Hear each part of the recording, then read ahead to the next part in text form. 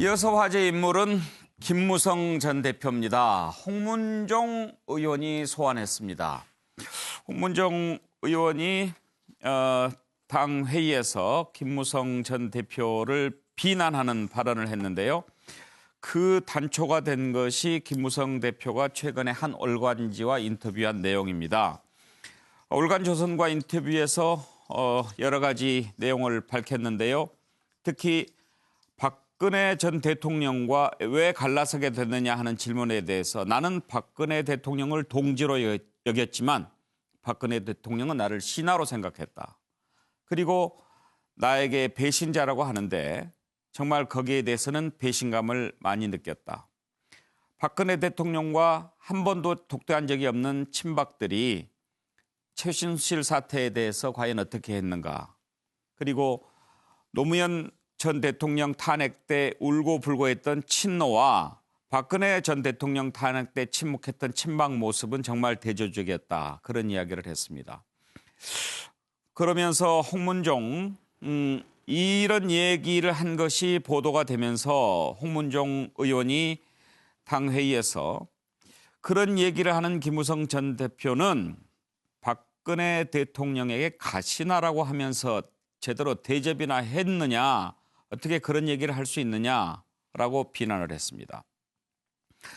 또 김진태 의원은 김무성 전 대표가 인터뷰한 내용 가운데 박근혜 전 대통령 탄핵 때 김진태 의원이 찬성했다라고 하는 것에 대해서 그것은 정말 다른 얘기다. 염치를 지켜라. 이렇게 반박하고 나서면서 반발을 했고 대한애국당에서는 정말 조용히 정계를 떠나라라는 강력한 말까지 나왔습니다. 그러면서 지금 여기에 보면 이건 이제 이명박 전 대통령의 한 얘기는 아니고요. 우리 제작진이 아마 속마음을 적어놓은 것 같은데 왜 이렇게 매번 박근혜 전 대통령에게만 나오는가, 나는 왜 안 찾는가, 지금 땀을 흘리는 그런 모습인데요. 아마 속마음을 표현한 것 같습니다. 자, 이와 관련된 녹취를 한번 들어보고 질문하도록 하겠습니다. 탄핵은 불가피한 선택이었습니다. 결과적으로 국민의 82%가 찬성했고 당시 우리 새누리당 국회의원 중에 최소 62명이 찬성을 했고 헌법재판관 8명 중에 박근혜 대통령이 지명하신 분 2분, 당에서 추천하신 분 1분, 이렇게 3명이 모두 다 찬성을 했습니다. 그런데 그걸 지금 와가지고 탄핵이 옳았냐 그렇냐를 이야기하는 것이 과연 무엇이 도움이 되겠느냐. 또 우리나라 법치국가인데 법대로 국가가 운영돼야 되지 않습니까? 얼마 전에 김무성 의원께서 뭐 잡지하고 인터뷰에서 친박당을 없애버릴 수 있었다. 뭐 이런 발언을 하셨어요. 그냥 넘어가도 되는 건지 모르겠습니다. 대통령의 동지로 알았는데 뭐 신하였다. 이런 신하처럼 대접했다. 이렇게. 김무성 의원이 과연 대통령을 가시나라고 부르면서 대통령 대접을 했던가. 이 문제에 대해서 비대위원장님 또 당을 이끌어가는 분들께서 뭐라고 말씀을 꼭 해주셔야 될 것 같다. 라는 말씀을 아니 드릴 수 없습니다. 예, 홍문종 의원이 상당히 좀 맺힌 게 많은 것 같은데 김영주 의원께서는 뭐라고 쓰셨나요? 궁금한데요. 뭐 꺼진 불도 다시 보자. 끄진 불? 예. 끄진 불이 뭐죠? 꺼진 불. 김무성 대표가 거의 실질적인 어떤 정치적으로 어떤 이번에 나경원 원내대표 선거 때부터 있어서 당에서 힘이 없어지는 과정에 있습니다. 예. 그래서 실제적으로 오히려 홍문종 의원 같은 경우는 이번 원내대표 선거를 계기로 다시 친박이 득세했다고 보는 거거든요. 예. 그래서 실제로 김무성 전 대표 같은 경우는 뭐 앞으로 정치를 안 할 생각도 하고 있고 서서히 이제 페이드웨이 하는 스스로 물러나는 과정이 있기 때문에 그렇지만 그럼에도 불구하고 다음번 총선 공천 때 말하자면 친박과 비박의 그 어떤 프레임 전쟁은 계속될 거라고 보여지고 예. 그런 의미에서 조금 더 공격을 더 심하게 해서 이 친박이 확실한 장악력을 더 키우겠다. 예. 그런 의지로 저는 보여집니다. 근데 왜 꺼진 불이라고 쓰셨어요? 꺼진 불. 그 발음을 흉내내신 건가요? 저는 그 발언을 흉내내고 아하. 또 실제적으로 제가 경상도 사람이다 그래도 보니까 학생들도 보고 그러니까 맞춤법에 맞춰서 네, 꺼진 불이라고 써주십시오. 네, 그러겠습니다. 그런데 차명진 의원께 제가 네. 궁금한 게 하나 있는데 지금 김무성 전 대표 같은 경우에는 그야말로 이제 정치 구단급 아닙니까? 그러면 본인이 지금 이런 상황에서 이런 인터뷰를 하면 어떤 파장이 있을 것이다. 당 내에서 또 여론은 이렇게 좀 계산이 있었을 텐데 이렇게 등장했달까 좀 자기 자신을 지금 드러낸 의도 어떻게 보십니까? 김무성 대표는 지금 정말로 사면 초가죠. 예. 본인이 어떤 식으로든 하여튼 뭐 대통령 한번 해보려고 그랬는데 그게 안 되니까 지금은 명예라도 회복하고 정치를 접어야 되는데 지금 사실은 본인의 개파라고 하는 사람들도 말을 안 들어요. 예. 그래서 김무성 대표는 지금 상당히 사면 초과 상태에서 혼자 몰린 상태에서 제가 볼 때 허우적대는 거예요. 근데 허우적대는 모습이 보이는 게 예. 김무성 대표는 사실은 저 탄핵 투표할 때 예. 전날 저하고 통화를 하면서 뭐라고 그랬냐면 야 보수들이 안 된다 그런다. 우리 탄핵 못하겠다. 내가 그 당시에 본인이 한 3, 40명의 의원을 아마 의견을 좌지우지하고 있는 분인데 예. 내가 하여튼 뭐 이렇게 알아보니까 도저히 안 되겠다 했어요. 예. 그랬는데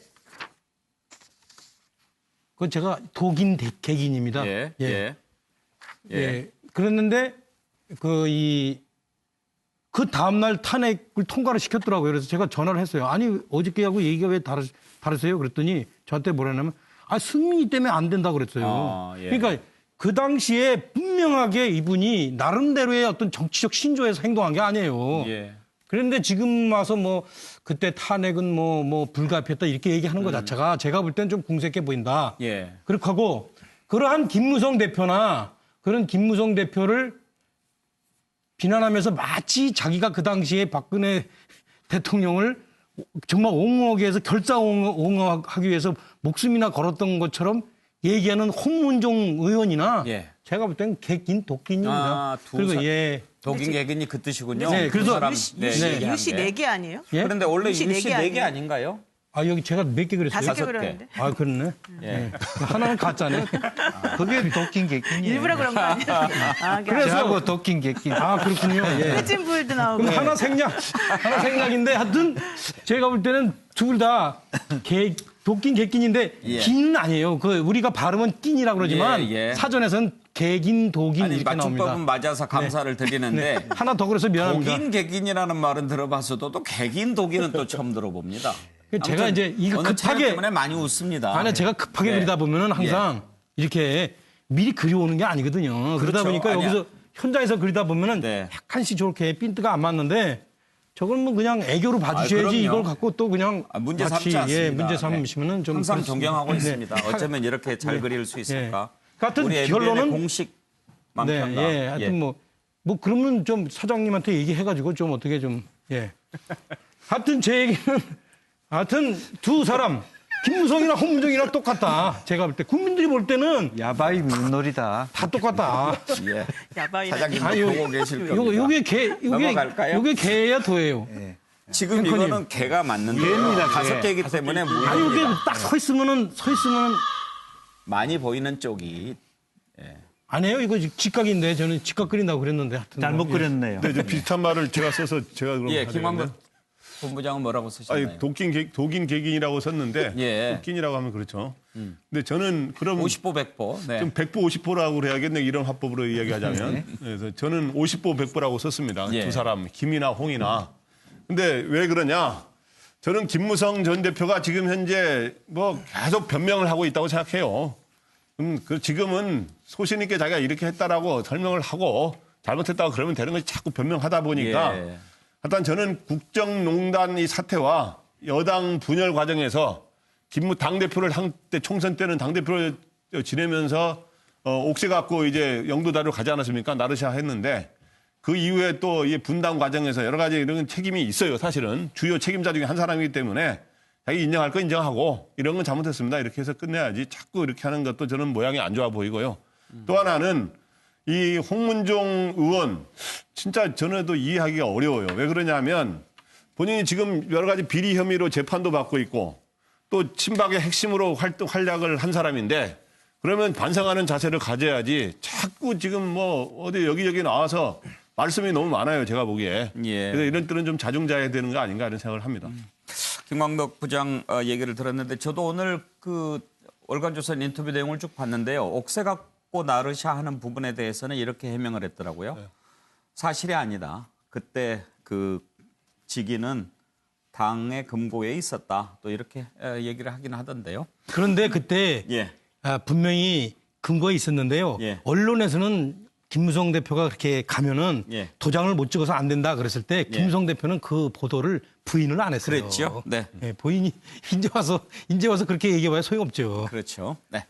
자, 정혁진 변호사 의견 들어보겠습니다. 일단 저는 뭐 차 의원님처럼 자세한 내막은 잘 모르겠지만 요번에 김무성 의원 이야기는 제가 봤을 땐 틀린 말은 아닌 것 같고요.